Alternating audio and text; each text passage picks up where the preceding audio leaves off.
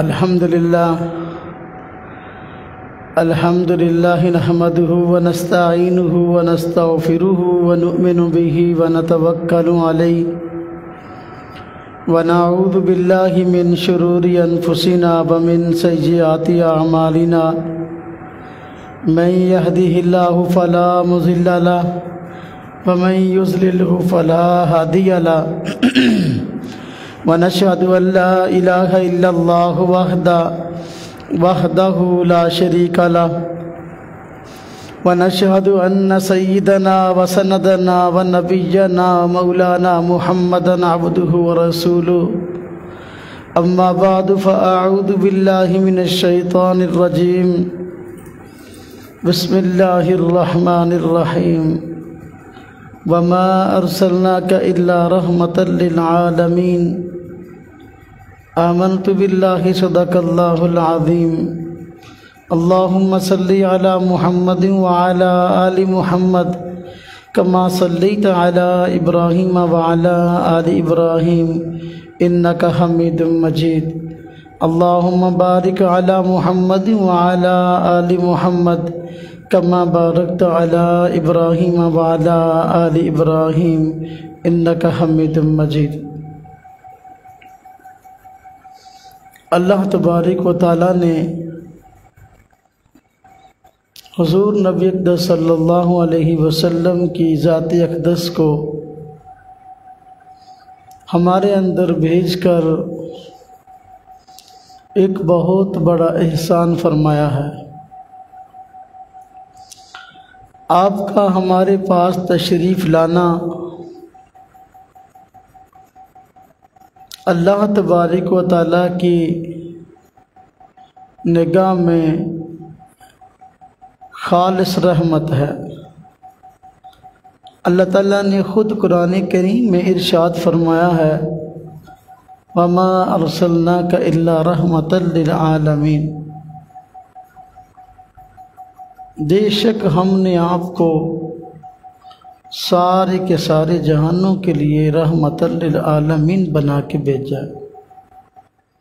سارے کے سارے جہانوں کے لیے رحمت بنا کے بھیجا ہے۔ آپ صلی اللہ علیہ وسلم انسانوں کے لیے عالم ارواح میں بھی رحمت ہیں، عالم دنیا میں بھی رحمت ہیں، عالم برزخ میں بھی رحمت ہیں، عالم آخرت میں بھی رحمت ہیں۔ عالم ارواح میں رحمت اس طرح کہ جب اللہ تبارک و تعالیٰ نے تمام انسانوں کی ارواح کو جمع کیا اور سب کو جمع کرنے کے بعد اللہ تبارک و تعالیٰ نے ان سے ایک سوال کیا الست بربکم، کیا میں تمہارا رب نہیں ہوں؟ تو سب خاموش تھے، کسی سے کوئی جواب بن نہ پڑا۔ حضور نبی اقدس صلی اللہ علیہ وسلم کی روح مبارک نے سب سے پہلے جواب دیا بلا، کیوں نہیں؟ ساری کی ساری انسانیت نے حضور نبی اقدس صلی اللہ علیہ وسلم کی ذات اقدس سے جواب سیکھنے کے بعد پھر ذات باری تعالیٰ کی بارگاہ میں جواب دیا بلا، کیوں نہیں؟ واقعی آپ ہمارے رب ہیں۔ اگر آپ جواب نہ دیتے تو ساری کی ساری انسانیت کی ارواح جمع تھی، ان سے جواب بن نہ پڑتا۔ یہ عالم ارواح میں رحمت ہونے کی ایک جھلک ہے۔ عالم برزخ میں رحمت ہیں،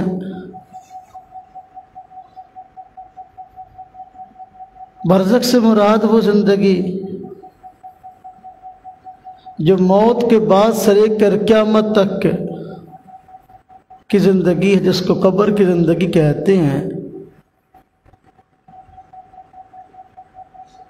اس میں بھی رحمت ہیں کہ قبر میں فرشتے ہر مرنے والے سے سوال پوچھتے ہیں۔ حضور نبی صلی اللہ علیہ وسلم کی ذات اقدس کے متعلق کہ تمہارا اس شخصیت کے متعلق کیا خیال ہے، کیا گمان ہے، کیا نظریہ ہے؟ آپ صلی اللہ علیہ وسلم کی ذات اقدس سامنے کی جاتی ہے، قبر مبارک سے لے کر قبر شریف سے لے کر جہاں انسان زمین میں پڑا ہے قبر میں، وہاں تک سارے کے سارے پردے ہٹا دیے جاتے ہیں۔ آپ صلی اللہ علیہ وسلم کی ذات اقدس کو سامنے کی جاتا ہے، جواب دینے والا جواب دیتا ہے، یہ تو میرے پیارے نبی صلی اللہ علیہ وسلم ہیں۔ تو جو بندہ قبر میں سوالوں کا جواب دے پاتا ہے، اللہ تبارک و تعالیٰ کی طرف سے اس کو جنت کی نعمتیں ملنا شروع ہو جاتی ہیں۔ سوال ہوتا ہے من نبیوں کا، نبی کون ہے تمہارے؟ تو بندہ جواب دیتا ہے کہ میرے نبی حضور نبی پاک صلی اللہ علیہ وسلم ہیں۔ تو دوزخ کا عذاب ہٹا لی جاتا ہے، جنت کی نعمتیں ملنا شروع ہو جاتی ہیں۔ حضور نبی پاک صلی اللہ علیہ وسلم اس طرح عالم برزخ میں بھی بندوں کے لیے رحمت ہے، عالم آخرت میں بھی رحمت ہے۔ جب قیامت قائم ہوگی، ساری کی ساری انسانیت میدان حشر میں جمع ہوگی، تو اس وقت ساری کی ساری انسانیت تکلیف میں ہوگی اور پریشانی میں ہوگی، نہایت گرمی ہوگی، سورج بہت قریب آیا ہوا ہوگا، حساب و کتاب شروع نہ ہو رہا ہوگا، لوگ مختلف انبیاء کے پاس سفارش لے کر جائیں گے، سفارش کی درخواست کریں گے کہ آپ اللہ پاک سے درخواست کریں حساب و کتاب شروع ہو جائے۔ حضرت آدم کے پاس آئیں گے، حضرت نوح کے پاس آئیں گے، حضرت ابراہیم کے پاس آئیں گے، حضرت موسیٰ کے پاس آئیں گے، حضرت عیسیٰ علیہ السلام کے پاس آئیں گے، لیکن کوئی سفارش کے لیے تیار نہیں ہوگا، اپنا اپنا عذر پیش کرے گا۔ لیکن آخر میں جب لوگ حضور نبی صلی اللہ علیہ وسلم کے پاس آئیں گے اور سفارش کی درخواست کریں گے، حضور نبی پاک صلی اللہ علیہ وسلم سفارش کے لیے آمادہ ہو جائیں گے اور اپنے رب کو یوں منائیں گے کہ سجدے میں گر جائیں گے، رب تعالیٰ کی حمد و ثنا ایسے الفاظ سے کریں گے کہ اس سے پہلے ایسے الفاظ سے اللہ تعالیٰ کی حمد و ثنا نہ کی ہوگی۔ رب تعالیٰ کی ذات اقدس حضور نبی پاک صلی اللہ علیہ وسلم کے حمد و ثنا پہ خوش ہو جائیں گے اور فرمائیں گے یا محمد ارفع راسک، اے محمد اپنے سر کو اٹھائیے، سل توتا، مانگے آپ کیا مانگتے ہیں آپ کو دیا جائے گا، آپ کی بات کو سنا جائے گا۔ حضور نبی پاک صلی اللہ علیہ وسلم سفارش فرمائیں گے باری تعالیٰ کے ہاں، یا باری تعالیٰ انسانیت بڑی پریشان ہے، حساب و کتاب کے شروع نہ ہونے کی وجہ سے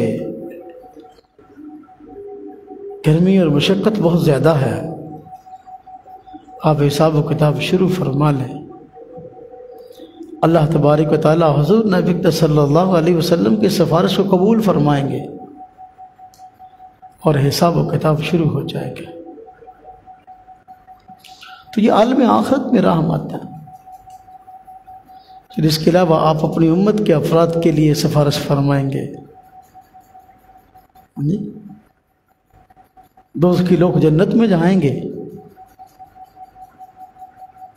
تو یہ عالم آخرت میں رحمت ہے. حضور نبی پاک صلی اللہ علیہ وسلم کے ساتھ اقدس عالم دنیا میں رحمت ہے. عالم دنیا سے مراد انسان کے پیدا ہونے کے بعد سے لے کر موت تک کی زندگی، حالات و واقعات جو پیش آتی ہے عالم دنیا ہے. حضور نبی پاک صلی اللہ علیہ وسلم عالم دنیا میں رحمت ہے.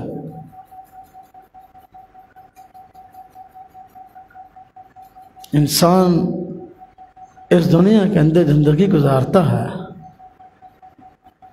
زندگی کا کوئی شعبہ ایسا نہیں ہے جس کے متعلق حضور نبی پاک صلی اللہ علیہ وسلم نے اپنی امت کی رہنمائی نہ فرمائی. اللہ پاک نے قرآن کریم میں 2 وصف آپ کے خاص طور پہ ذکر فرمائے ہیں. نمبر 1 بشیر اور نمبر 2 نذیر. بشیر اس ہستی کو کہتے ہیں جو امت کو اچھے اعمال اور ایمان کی بنیاد پہ جنت کی خوشخبریاں سنائے. حضور نبی پاک صلی اللہ علیہ وسلم نے اپنی امت کے ان لوگوں کو جو ایمان لائے اور نیک اعمال بھی کیے ان کے لیے جنت کی خوشخبریاں سنائی ہیں. بشیر کا معنی خوشخبری سنانے والا، نذیر کا معنی ڈرانے والا. ایک ڈرنا اور ڈرانا ہوتا ہے خوف کی بنا پہ، نفرت کی بنا پہ بسا اوقات.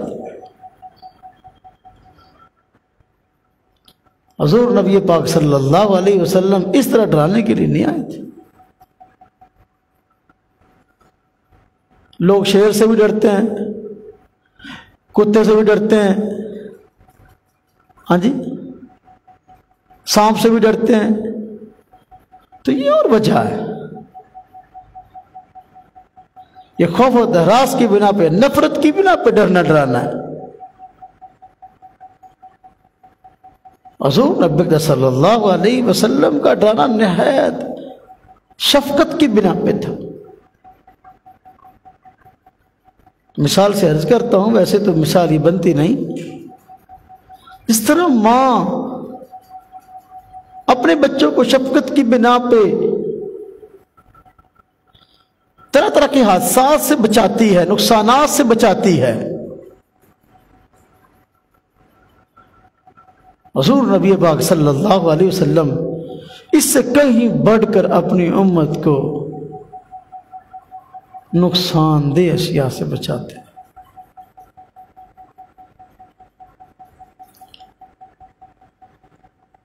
دیکھا نہیں کہ بچہ چھوٹا ہو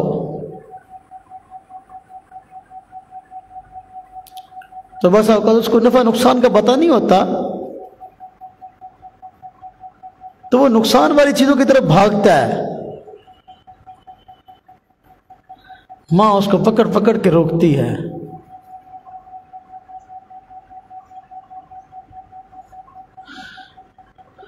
بچہ بس اوقات بھاگ بھاگ کے آگ کی طرف آ رہا ہوتا ہے. ماں چولہے میں بیٹھی روٹیاں پکا رہی ہے، بچہ بھاگ بھاگ کے آگ کی طرف آ رہا ہے، چولہے کی طرف آ رہا ہے، بار بار آگ کو پکڑنے کی کوشش کرتا ہے. توے پہ روٹیاں پکا رہی، توے کو پکڑنے کی کوشش کرتا ہے. سالن پکا رہی، ہنڈیا کو پکڑنے کی کوشش کرتا ہے. ماں شفقت کی بنا پہ اس کے پیچھے کرتی، نہ بیٹا نہ نہ، جل جاؤ گے، پیچھے ہو جاؤ پیچھے ہو جاؤ. یہ شفقت کی بنا پہ ڈرانا ہے. نبی اپنی امت کو دوزخ کی آگ سے اس سے کہیں بڑھ کر شفقت کی بنا پہ ڈراتا ہے. حضور نبی صلی اللہ علیہ وسلم نبی الانبیاء ہیں. جس قدر شفقت اور محبت سے آپ نے اپنی امت کو ڈرایا ہے، اس کی مثال نہیں ملتی۔ تو عالمی دنیا میں بھی آپ رحمت ہے، ساری کی ساری انسانیت کے لیے رحمت، مسلمانوں کے لیے بھی رحمت، کفار کے لیے بھی رحمت۔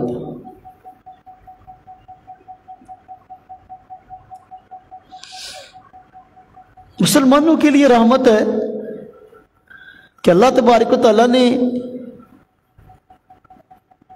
آپ کی اطاعت کو خود اپنی اطاعت بتایا ہے، وَمَن يُطِعِ الرَّسُولَ فَقَدْ أَطَاعَ اللَّهَ، جس نے اللہ تبارک و تعالیٰ کی اطاعت کی اس نے اللہ کی اطاعت کی۔ اللہ تبارک و تعالیٰ نے اپنی اور رسول اللہ صلی اللہ علیہ وسلم کی اطاعت پر کامیابی کی ضمانتیں دی ہیں۔ مَن يُطِعِ اللَّهَ وَرَسُولَهُ فَقَدْ فَازَ فَوْزًا عَظِيمًا، جس نے اللہ کی اطاعت کی اور رسول اللہ صلی اللہ علیہ وسلم کی اطاعت کی تو بڑی کامیابی کو پہنچا۔ تو آپ کی اطاعت میں کامیابی ہے انسان کی دنیا اور آخرت میں، اور آپ کی اطاعت مسلمان کرتے ہیں، مسلمانوں کے لیے رحمت ہے، کفار کے لیے بھی رحمت ہے، حالانکہ انہوں نے اطاعت نہیں کی، اس کے باوجود اللہ تبارک و تعالیٰ نے حضور نبی پاک صلی اللہ علیہ وسلم کی ذات اقدس کو کفار کے لیے رحمت بنایا ہے، رحمت للعالمین، سارے جہانوں کے لیے رحمت۔ جہنم میں تو مسلمان بھی آ گیا، کافر بھی آ گیا۔ جہان میں جس طرح مسلمان رہتا ہے کافر بھی رہتا ہے۔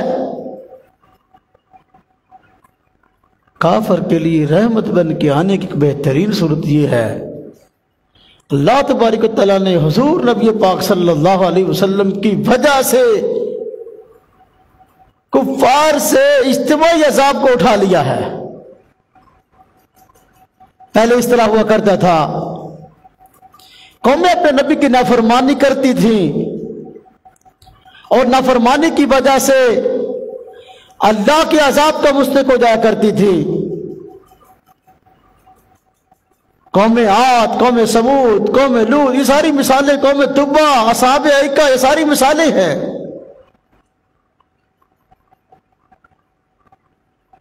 لیکن جو اجتماعی عذاب نافرمانی کی وجہ سے پہلی قوموں پہ آیا، حضور نبی پاک صلی اللہ علیہ وسلم کی امت میں جو کافر ہیں یہ عذاب ان پہ نہیں آیا۔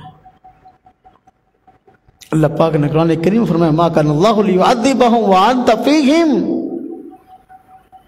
اللہ ان کو عذاب دینے والے نہیں جب تک کہ آپ ان میں موجود ہیں۔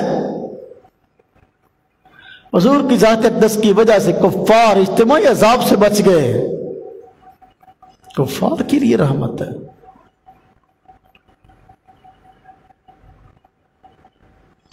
آپ صلی اللہ علیہ وسلم کی ذات اقدس کس کے لیے رحمت نہیں؟ خواتین کے لیے رحمت بن کے آئے۔ اسلام کے آنے سے پہلے ماں کو، بیٹی کو، بہن کو، بیوی کو کوئی مقام حاصل نہیں تھا اور معاشرے میں ان کی کوئی عزت نہ تھی۔ حضور نبی پاک صلی اللہ علیہ وسلم نے ان سب کو سپورٹ کی اور ان سب کے دیکھ بھال کرنے کا اور کفالت کا حکم دیا، اور کفالت کرنے پر اجر اور ثواب کے وعدے فرمائے۔ خامد فوت ہو جاتا، 1 سال تک بیوی کو قید رہنا پڑتا، اس کو سال ایک بند کوٹری میں رہنا پڑتا، اور اس میں نہانے تک کی اجازت نہیں تھی، اس کو کسی سے ملنے تک کی اجازت نہ تھی۔ بیٹیوں کو زندہ دفن کی جاتا، جائیداد کے اندر بہنوں کو حصہ نہ ملتا تھا۔ باپ کے فوت ہونے کے بعد لوگ ماں کو بکاؤ مال سمجھ کر لوگوں کو بیچ دیا کرتے تھے۔ حضور نبی پاک صلی اللہ علیہ وسلم نے ہر ایک کو اس کا مقام دیا. یہ جو ہمارے ہیں نا مقولے بنے ہوئے ہیں، ماواں ٹھنڈیاں چھاواں، ماں کے قدموں تلے جنت ہے، حضور نبی پاک صلی اللہ علیہ وسلم کے فرمان کی وجہ سے ہے. اس کا مطلب نہیں کہ باپ کا کوئی مقام اور مرتبہ نہیں، باپ کے مقام تو دنیا ساری جانتی ہے، ماں کے مقام مرتبہ کو بھول چکی تھی. تو آپ سب کے لیے رحمت بن کے آئی.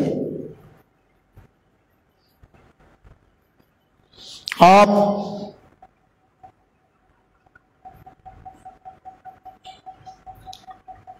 غلاموں کے لیے رحمت بن کے آئے. یہ غلام اور لونڈیاں، یہ نظام اسلام کہنے سے پہلے بھی تھا. یہ اسلام نے جاری نہیں کیا وہ جنگ میں جو لوگ جو ہے نا وہ پکڑے جائیں غلام بناؤ لونڈیاں بناؤ، یہ اسلام کا نظام نہیں ہے. اسلام کہنے سے پہلے لوگوں میں یہ نظام موجود ہے. اسلام نے اس کو برقرار رکھا تاکہ دنیا کا نظام تباہ نہ ہو. لیکن جنگ میں جو لوگ پکڑے جاتے، غلام بنا جاتے، لونڈیاں بنا جاتے، ان پر ظلم اور ستم کے پہاڑ توڑے جاتے. لوگ جو ہے وہ جانوروں سے زیادہ بدتر ان کے ساتھ سلوک کرتے تھے. حضور نبی صلی اللہ علیہ وسلم کی ذات اقدس نے ان کے حقوق بیان کیے، ان کے حقوق بیان کیے. ایک مرتبہ حضرت ابو ذر غفاری رضی اللہ تعالی عنہ بازار میں جا رہے تھے، ساتھ ان کے غلام تھا. دیکھا غلام نے اور مالک ابو ذر غفاری رضی اللہ تعالی عنہ نے قمیض ایک طرح کا پہنا ہوا، شلوار اور طرح کی پہنی ہوئی دونوں نے. لوگوں نے پوچھا اس کی کیا وجہ؟ حضرت آپ نے اپنے غلام کو اپنے جیسا قمیض پہنا ہوا ہے، شلوار الگ پہنی ہوئی ہے، آپ اپنا جوڑا مکمل کر لیتے. فرمایا میں نے نبی پاک صلی اللہ علیہ وسلم سے سنا ہے، آپ نے فرمایا غلاموں کو اپنے پاس رکھو تو ان کے حقوق کا خیال کرو.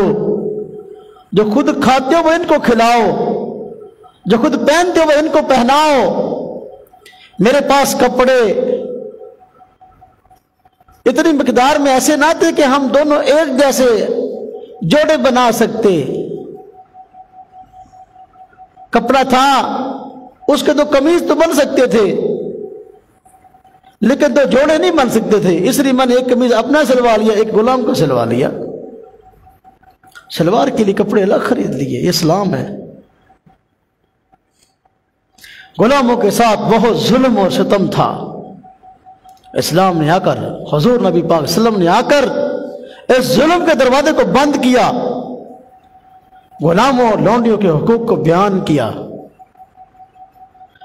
ضرور سے زیادہ ان سے کام لینے سے منع کیا، ان کی ضروریات کو پورا رکھنے کا خیال رکھنے کا حکم دیا. غلام بنانے کا طریقہ ایک ہے اسلام میں، غلامی سے آزاد کرنے کے طریقے درجنوں بیان کیے ہیں. اسلام کے علاوہ کسی دین و مذہب میں یہ طریقے نہیں ہیں. اور غلاموں کو آزاد کرنے کی ترغیب حضور نبی پاک صلی اللہ علیہ وسلم نے دی. زیادہ سے زیادہ غلاموں کو خرید کر آزاد کرو، یہ انسانیت کے ساتھ بھلا ہے. خاص طور پہ وہ غلام جو مسلمان ہو گئے تھے ان پر جو ظلم ہو رہا تھا، اس سے پہلے ظلم کبھی کہ انسانیت کے ساتھ اس طرح کا دیکھا نہیں گیا تھا. حضرت بلال غلام ہی تو تھے، ان پر جو ظلم ہو رہا تھا دنیا جانتی ہے. تپتی ریت پہ لٹایا جاتا، انگاروں پر لٹایا جاتا، بھاری پتھر سینے پہ رکھ دیا جاتا. ظلم تھا. حضور نبی پاک صلی اللہ علیہ وسلم نے صحابہ کرام کو ترغیب دی کہ غلاموں کو خرید کر آزاد کیا جائے. چنانچہ صحابہ کرام نے بہت بڑی تعداد کو آزاد کروایا. آپ دیکھیں غلاموں کو آزاد کرنے کے طریقے اسلام میں درجنوں ہیں. مختلف طرح کے جرائم پر مختلف کفارات رکھے ہیں، فلاں جرم کا فلاں کفارہ، فلاں جرم کا فلاں کفارہ، لیکن کفارے میں سب سے پہلے غلام آزاد کرنے کو رکھا ہے۔ غلام آزاد کرے۔ یہ غلام آزاد کرنے کی بات کیوں ہے؟ یہ زہار کا کفارہ ہے جی، یہ قتل کا کفارہ ہے جی، ہاں جی، یہ فلاں چیز کا کفارہ ہے۔ اب کفارات میں سب سے پہلے غلام آزاد کرنا رکھا ہے، کیوں؟ تاکہ لوگ زیادہ سے زیادہ غلامی سے آزادی کی طرف جائے۔ اسلام غلامی کو پسند نہیں کرتا۔ یہ تو ایک ضرورت تھی جو دنیا میں پہلے رائج تھی اور اس کو اسلام نے جاری رکھا۔ اسلام انسانوں کو غلام بنانے کے حق میں نہیں ہے کہ وہ ترغیب دے لوگوں کو زیادہ سے غلام بنانا۔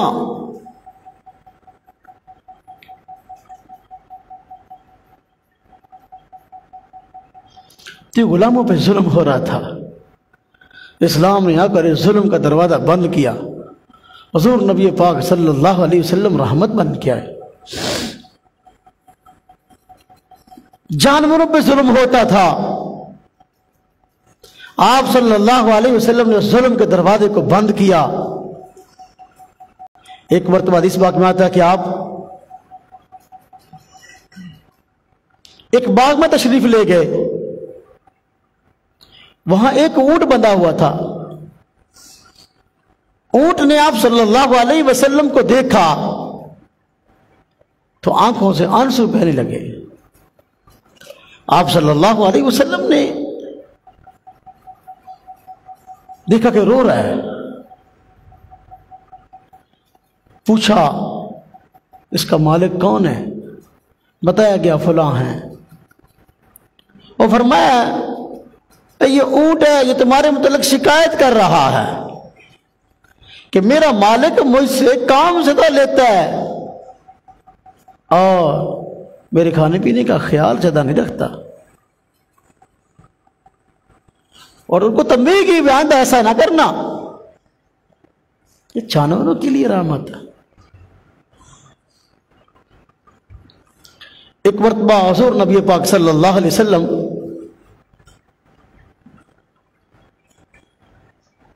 صحابہ کرام کے ساتھ ایک جگہ پہ موجود تھے۔ ایک فاختہ پھڑ پھڑاتی ہوئی آپ صلی اللہ علیہ وسلم کے پاس آئی،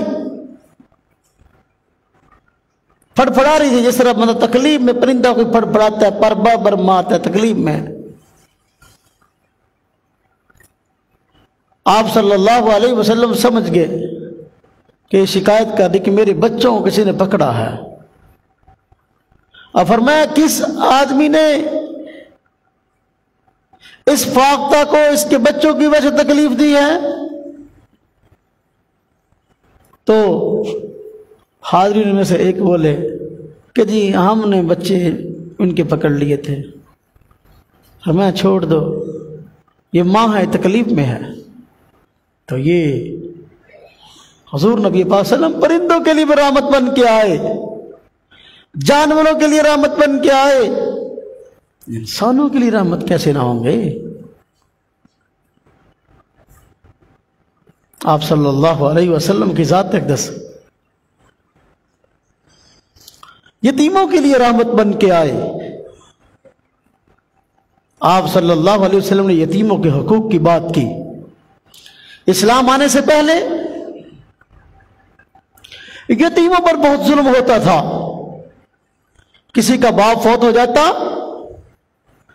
تو اس کے مال کو لوگ سمیٹ کر کھا جاتے،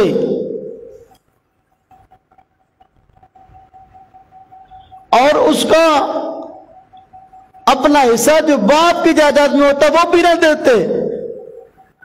آپ صلی اللہ علیہ وسلم نے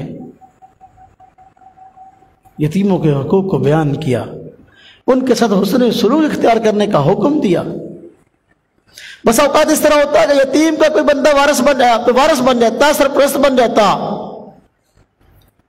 اور اس کے مال کو اپنے پاس رکھتا، حفاظت کے پیش نظر عنوان حفاظت کا، لیکن اندر سے مال کو کھا رہا ہوتا تھا۔ حضور نبی پاک صلی اللہ علیہ وسلم نے ظلم کا دروازہ بند کیا، میں یتیموں کا مال نہ کھاؤ، یتیموں کا مال نہ کھاؤ، یتیموں کے ساتھ حسن سلوک کا حکم دیا۔ آپ صلی اللہ علیہ وسلم کی ذات اقدس نے یتیم کے بارے میں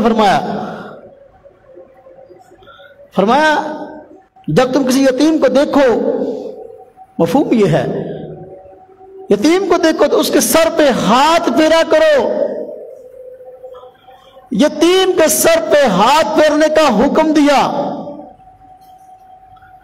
اور فرمایا یتیم کے سر پہ ہاتھ پھیرو گے، اس کے آپ کے سر ہاتھ کے نیچے اس کے سر کے جتنے بال ہوں گے اللہ تبارک و تعالیٰ اتنی نیکیاں عطا فرمائیں گے۔ سر پہ کتنے بال ہوتے ہیں بندہ گن نہیں سکتا۔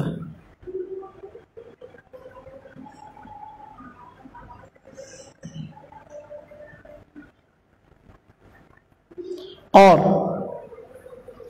آپ صلی اللہ علیہ وسلم نے خود عملاً پریکٹیکل یتیموں کا بہت خیال رکھا۔ ایک مرتبہ آپ صلی اللہ علیہ وسلم عید کی نماز پڑھنے کے لیے آ رہے تھے، عید کا دن تھا، راستے میں دیکھا کہ ایک بچہ بیٹھا ہوا ہے، میلے کپڑے ہیں، پراگندہ حالت ہے۔ آپ نے پوچھا بیٹا یہاں کیوں بیٹھے ہو؟ آج تو عید کا دن ہے، ایسے یہاں کیوں بیٹھے ہو؟ اس نے کہا جی میرا باپ فوت ہو گیا ہے، کوئی ہے نہیں، ماں بھی میری نہیں ہے، جو مجھے نہلائے دھلائے کپڑے پہنائے نہیں ہے کوئی۔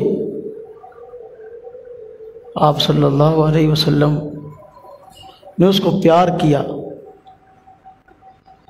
اور گھر لے آئے۔ حضرت سیدہ عائشہ صدیقہ رضی اللہ تعالی عنہا ام المومنین ان سے فرمایا عائشہ یہ بچہ یتیم ہے، میں اس کو لایا ہوں، عید کا دن ہے، اس کو نہلاؤ اور اس کے لیے کوئی اچھے کپڑے کا انتظام کرو۔ آپ صلی اللہ علیہ وسلم نے جب یہ حکم دیا سیدہ عائشہ صدیقہ رضی اللہ تعالیٰ عنہ نے نہلایا، اچھے کپڑوں کا انتظام کیا۔ یقیناً اس میں دیر ہو گئی، عید کی نماز پڑھانے کے لیے آ رہے تھے، اس میں دیر ہو گئی، صحابہ کرام عید کی نماز کے انتظار میں بیٹھے ہیں۔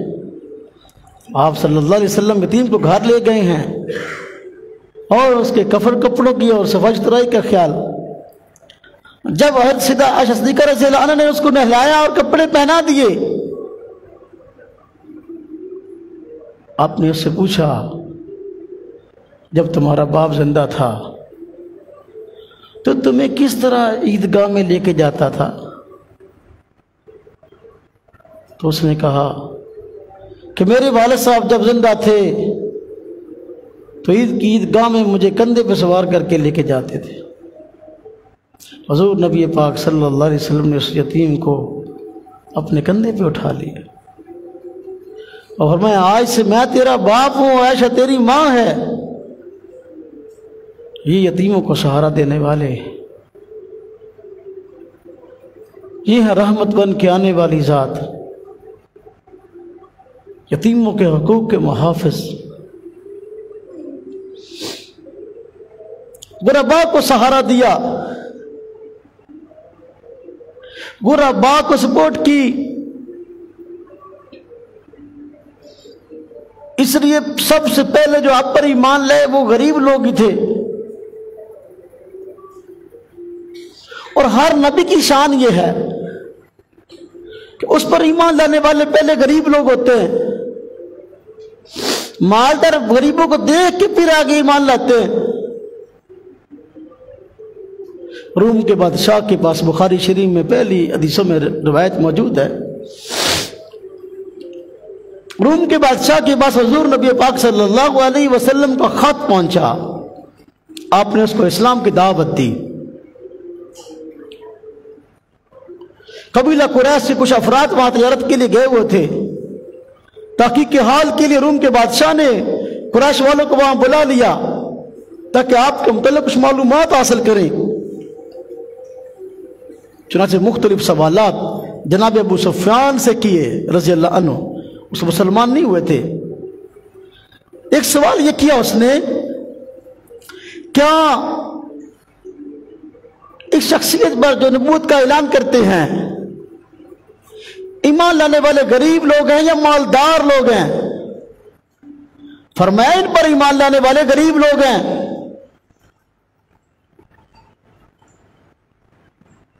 روم کے بادشاہ نے کہا پھر تو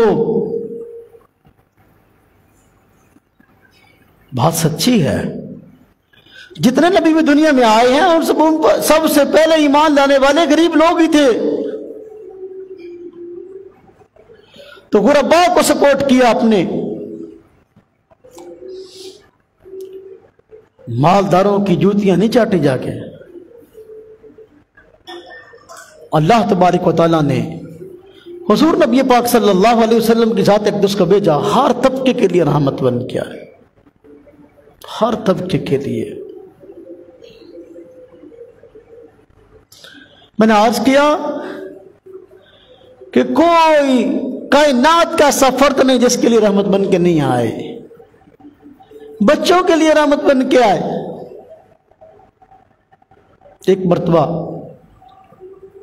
حضور نبی پاک صلی اللہ علیہ وسلم تشریف فرما تھے، ایک صحابیہ اپنے بچے کو لے آئی۔